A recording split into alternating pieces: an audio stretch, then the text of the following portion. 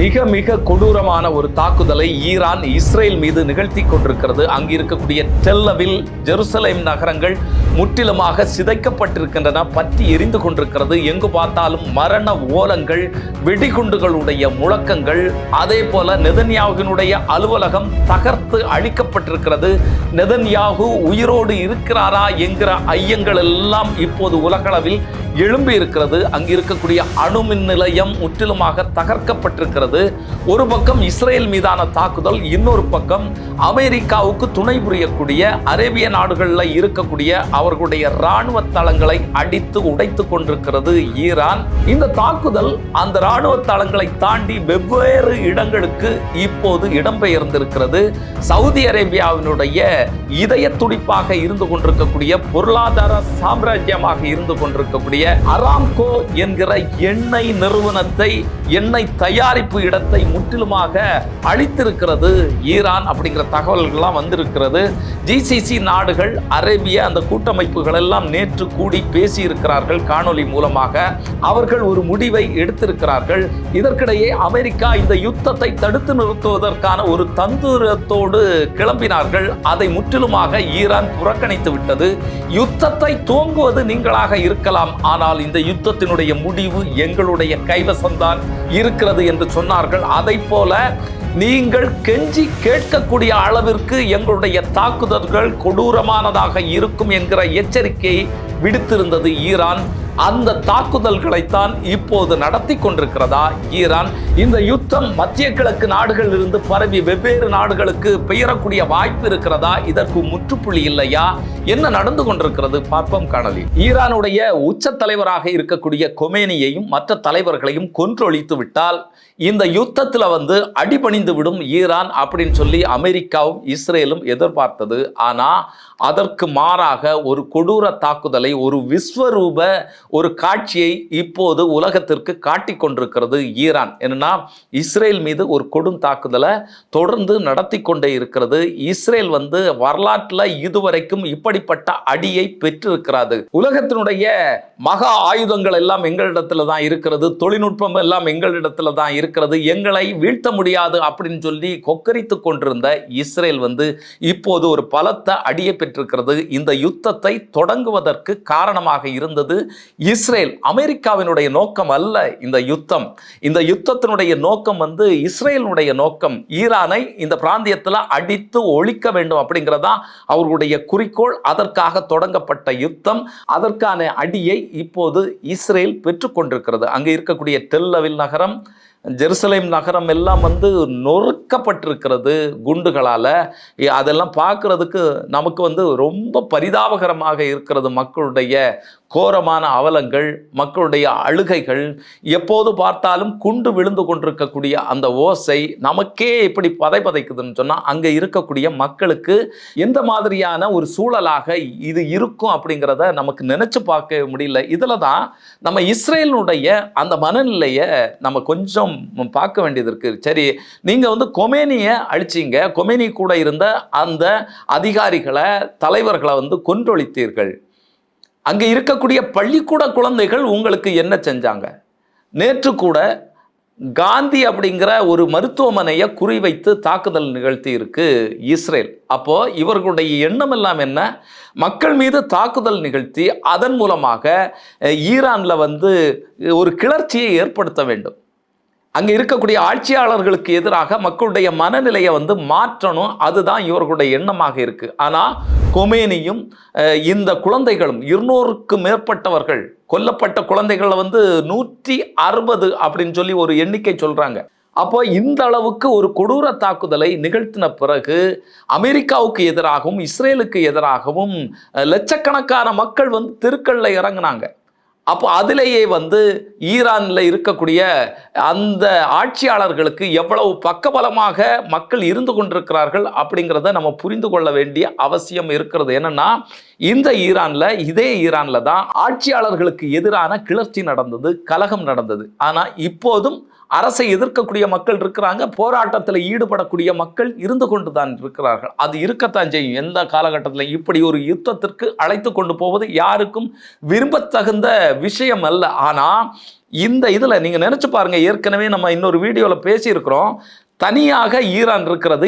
ஈரானை சுற்றி கண்ணு வெடிகள், ஈரானை சுற்றி அமெரிக்காவினுடைய இந்த தாக்குதலுக்கு தயாராக இருக்கக்கூடிய இராணுவ தளங்கள் Israel, Jordan, Saudi Arabia, Qatar, Bahrain உட்பட அத்தனை இடங்களும் இருக்கு. இந்த இடத்துல வலிமையாக துணிந்து நிற்கிறான்னு சொன்னா அவனுடைய நெஞ்சுரம் அதுதான். ஆனா யுத்தம் யாருக்கும் நல்லதல்ல, யுத்தம் நல்லதை கொண்டு வராது. ஆனால் இப்போது ஒரு அடியை இஸ்ரேலுக்கு கொடுத்து கொண்டிருக்கிறது. அங்கே இருக்கக்கூடிய அணு உலை மீது, மின்சாரம் தயாரிப்பதற்கான அணு உலை மீது ஒரு கொடூரமான தாக்குதலை நிகழ்த்தி இருக்கு. அந்த தீப்பிழம்புகள்லாம் சிதறி போவதை நம்மளால் பார்க்கவே முடியலை. எந்த அளவுக்கு மக்கள் இறந்திருப்பார்கள் அப்படிங்கிறது நமக்கு தெரியல. இஸ்ரேலை பொறுத்த அளவில் இவர்கள் செய்திகளை வெளியில் விடுறதில்லை. ஈரானில் நடக்கக்கூடிய சம்பவங்களை அமெரிக்க ஊடகங்கள், அல் ஜசீரா மாதிரியான ஊடகங்கள் எல்லாம் வெளியில் கொண்டு வருது. ஆனால் ஈரான் இஸ்ரேல் மீது தாக்குதல் தொடங்கின உடனேயே அதற்கான கட்டுப்பாடுகளை எல்லாம் இஸ்ரேல் விதித்து விட்டது. இப்போ இந்த கொடூர தாக்குதல்ல நெதன்யாஹு உயிரோடு இருக்கிறாரா இல்லையா அப்படிங்கிற பல்வேறு கேள்விகளை உலக நாடுகள் எழுப்பி கொண்டிருக்கிறது. என்னன்னு சொன்னா, நெதன்யாஹுவினுடைய அந்த அலுவலகத்தை நோக்கி ஒரு தாக்குதலை ஈரான் நடத்தி இருக்கு. ஹைபர்சோனிக் ஆயுதங்களை பயன்படுத்தி இருக்கிறதாக இப்போது தகவல்கள் வெளியாக இருக்கு. இன்னொரு பக்கம் பார்த்தீங்கன்னு சொன்னால், லெபனான்லேருந்து இன்னொரு பக்கம் லெபனான் நாட்டிலிருந்து ஹிஸ்புல்லா அமைப்பு தாக்குதலை நிகழ்த்துது. அதற்கு எதிர் தாக்குதலை இஸ்ரேல் லெபனான் மீது தாக்கி கொண்டிருக்கிறது. இப்படி பல்வேறு கட்டத்தில் இந்த தாக்குதல் போயிட்டு இருக்கு. அதாவது ஈரானுக்கும் இஸ்ரேலுக்கும், ஈரானுக்கும் இங்கே இருக்கக்கூடிய தளங்களுக்கு தான் இந்த போராட்டம் நடக்கும், இந்த ஏவுகணைகள் தாவப்படும் அப்படிங்கிறது சொல்லப்பட்ட நிலையில் இப்போ இந்த யுத்தம் வெவ்வேறு நாடுகளுக்கு பெயர்ந்து போய்கொண்டிருக்கிறதா நம்ம பார்க்க முடிகிறது. இதில் ஒரு நாளைக்கு முன்னால் நமக்கு தெரியும், ஆப்ரஹாம் லிங்கன் கப்பல் மீதே ஒரு தாக்குதலை நிகழ்த்தி அதை செயல்படாத முடியாத அளவிற்கு கொண்டு நிறுத்தி விட்டார்கள். ஏற்கனவே கமேனி எச்சரிக்கை விடுத்தார், உங்களுடைய கப்பலை தாக்கி அழிக்கக்கூடிய அளவில் மிக வலிமையான ஆயுதங்கள் எங்களுடைய கையில் இருக்குன்னு சொல்லி. அந்த விஷயம்தான் இப்போது நடைபெற்று கொண்டிருக்கிறது. இதில் இந்த யுத்தத்திற்கு நாங்கள் ஆதரவு அளிக்க மாட்டோம், இந்த யுத்தத்திற்கு எங்களுடைய நிலப்பரப்பை நீங்கள் பயன்படுத்தக்கூடாது அப்படின்னு சொல்லி சவுதி அரேபியா உட்பட, கத்தார் உட்பட அரேபிய நாடுகள் எல்லாம் தெரிவித்தன. ஆனால் செய்தி என்னன்னு சொன்னால், அந்த இராணுவ தளங்களில் இருந்து தான் ஈரான் மீது தாக்குதல் நிகழ்த்துவதற்கான விமானங்கள் இயக்கப்பட்டதாக தகவல்கள் எல்லாமே கிடைத்தது. அது மட்டுமல்ல, இந்த ஈரானில் கொமேனி உட்பட உயர் தலைவர்கள் எல்லாம் கொன்னாங்கல்ல, இதில் சவுதி அரேபியாவினுடைய கை இருக்கிறது, அவர்களுடைய சூழ்ச்சி இருக்கிறது அப்படிங்கிற ஒரு செய்தி வெளியாகி இருக்கு. ஏற்கனவே நம்ம பேசியிருந்தோம். அது எந்த அளவுக்கு உண்மை அப்படிங்கிறது நமக்கு தெரியல. ஆனால் ஈரானுக்கு தெரியும், யாரெல்லாம் இதில் சம்மந்தப்பட்டிருக்கிறாங்க அப்படிங்கிறது தெரியும். அதற்கான தாக்குதலை இப்போது தொடுத்து கொண்டிருக்கிறார்கள். சவுதி அரேபியா மீது, பஹ்ரைன் மீது, கத்தார் மீது, ஜோர்டான் மீது இப்படி அவர்களுடைய தாக்குதல் எல்லாம் நிகழ்ந்து கொண்டிருக்கிறது. இப்போ குவைத்திலேருந்து ஒரு ஃப்ளைட்டை அங்கேருந்து கிளம்பின ஒரு ஃப்ளைட்டை அடித்து வீழ்த்தி இருக்கிறாங்க. அமெரிக்கா என்ன சொல்லியிருக்குன்னா, எங்களுடைய ஆட்களை தவறுதலாக அதை அடிச்சுட்டாங்க அப்படின்னு சொல்கிறாங்க. இப்படிப்பட்ட பொய் புழுகு எல்லாம் விட்டுட்டு இருக்கிறாங்க. என்னன்னா, கொஞ்சம் விழுந்தாலும் மீசையில் மண்ணொட்டாதில்ல, அப்படிப்பட்ட கதையைத்தான் அமெரிக்கா பேசி கொண்டிருக்கிறது. இந்த நிலையில் பார்த்தீங்கன்னு சொன்னால், சவுதி அரேபியாவில் இருக்கக்கூடிய அராம்கோ அங்கே இருக்கக்கூடிய மிகப்பெரிய ஒரு நிறுவனம். உலக அளவில் இருக்கக்கூடிய 5 நிறுவனங்களை மிக மிக முக்கியமான நிறுவனமாக பார்க்கப்படுகிறது. நம்ம பகுதிகளிலேருந்து போயிருக்கக்கூடிய மக்கள் அராம்கோ நிறுவனத்தில் வேலை கிடச்சிட்டுன்னா அதை பெருமையாக பேசக்கூடிய நிலைகள் எல்லாம் நம்ம பார்த்துருக்கோம். அந்த எண்ணெய் சுத்திகரிப்பு நிலையத்தில் ஒரு தாக்குதலை நிகழ்த்தி இருக்கிறாங்க. அது ஏற்கனவே அந்த ஏவுகணையை வழியிலே அடிச்சிட்டாங்க அப்படின்னு சொல்கிறாங்க. ஆனாலும் அதனுடைய சிதறிய பாகங்கள் விழுந்து அது பற்றி எரிந்து கொண்டிருக்கிறது. தற்காலிகமாக அராம்கோ அந்த எண்ணெய் நிறுவனம் மூடப்பட்டிருக்கிறது அப்படிங்கிற தகவல் எல்லாம் வெளியாகி இருக்கிறது. இந்த எண்ணெய் நிறுவனம் தாக்குதல் நடத்தின உடனேயே இப்போது இருக்கக்கூடிய எண்ணெய் விலையிலிருந்து ஒரு 10% அளவிற்கு எண்ணெய் விலை ஏறி இருக்கிறது. கச்சா எண்ணெயினுடைய விலை வந்து உலக அளவில் ஏறி இருக்கிறது அப்படிங்கிற தகவல் எல்லாம் வெளியாகி இருக்கிறது. 1930 அமெரிக்காவோடு கூட்டு சேர்ந்து உருவாக்கப்பட்ட நிறுவனம், சவுதி அரேபியாவினுடைய மிகப்பெரிய வலிமையான ஒரு நிறுவனம், சக்தி வாய்ந்த நிறுவனம். அந்த நிறுவனம் இப்போ முழுக்க முழுக்க சவுதி அரேபியாவினுடைய கீழே தான் இருந்து கொண்டிருக்கிறது. அதுக்கே மிகப்பெரிய ஒரு அடியை கொடுத்திருக்கிறது. 160 லட்சம் கோடி மதிப்பு, சொத்து மதிப்பு இருக்கக்கூடிய ஒரு நிறுவனம் தான் அந்த நிறுவனம். ஒரு கடும் எச்சரிக்கையாகத்தான் இதை வந்து நம்ம பார்க்க வேண்டியது இருக்கிறது. அதுபோல ஐக்கிய அரபு எமிரேட்ஸில் இருக்கக்கூடிய 2 விமான தளங்கள் மீது தாக்குதல் நடத்தியிருக்கு. இன்னொன்று வந்து கத்தார் மீது தாக்குதல் நடத்தப்பட்டிருக்கிறது. துபாயினுடைய புர்ஜ் கலிஃபா, அந்த உலகத்திலே மிகப்பெரிய உயர்ந்த டவர் இருக்குல்ல, ஒரு பிரமாண்டமான டவர், அந்த டவர் பக்கத்துலேயும் ஒரு தாக்குதலை வந்து நிகழ்த்தி இருக்கிறாங்க.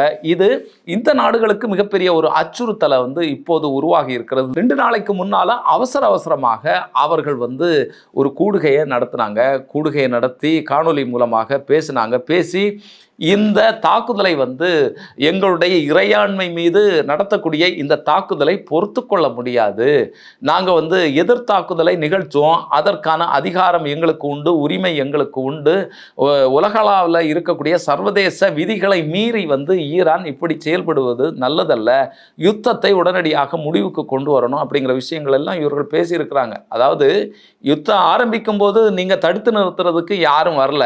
இப்போது தங்கள் மீது தாக்குதல் நடத்தப்படும் போது உடனடியாக யுத்தத்தை நிறுத்தணும், இந்த யுத்தம் வந்து உலகத்துக்கு வந்து நாசம் விளைவிக்கக்கூடியது அப்படிங்கிற ஜல்ஜாப்பு விஷயங்கள் எல்லாம் பேசுவதை எப்படி நம்ம எடுத்துக்கொள்றதுன்னு தெரியல. அதாவது உனக்கு வந்தா தக்காளி சட்னி, எனக்கு வந்தா ரத்தம் அப்படிங்கிற கதை தான் இப்போது நடைபெற்று கொண்டிருக்கிறது.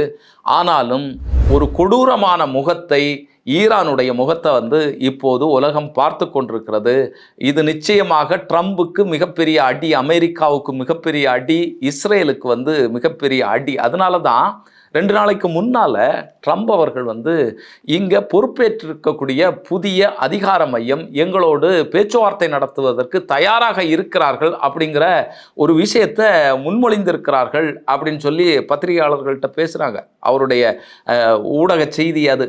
அப்போது அடுத்ததாக உடனடியாக பேச்சுவார்த்தை வருமோ அப்படின்னு எதிர்பார்க்கப்பட்ட நிலையில் இவர் சொல்லியிருக்கிறார். யார்?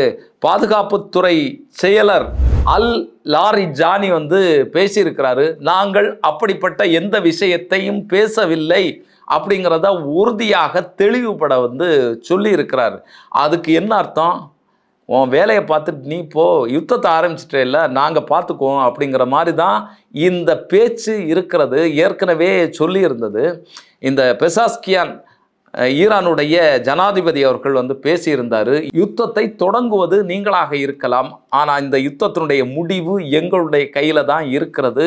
நீங்கள் கெஞ்சக்கூடிய அளவில் யுத்தத்தை தயவு செய்து நிறுத்துங்கள் அப்படின்னு கேட்டுக்கொள்ளக்கூடிய வகையில் இந்த யுத்தம் இருக்கும் அப்படிங்கிறத எச்சரிக்கை விடுத்திருந்தாங்க. அந்த நடவடிக்கை தான் இப்போது நடைபெற்று கொண்டிருக்கிறது. கமேனியை கொன்றவர்களுக்கும் கமேனி கூட இருக்கக்கூடிய உயர் அதிகாரிகளை கொன்றவர்களையும் பழிதீர்க்கக்கூடிய வேலையை இப்போது ஈரான் செய்து கொண்டிருக்கிறது.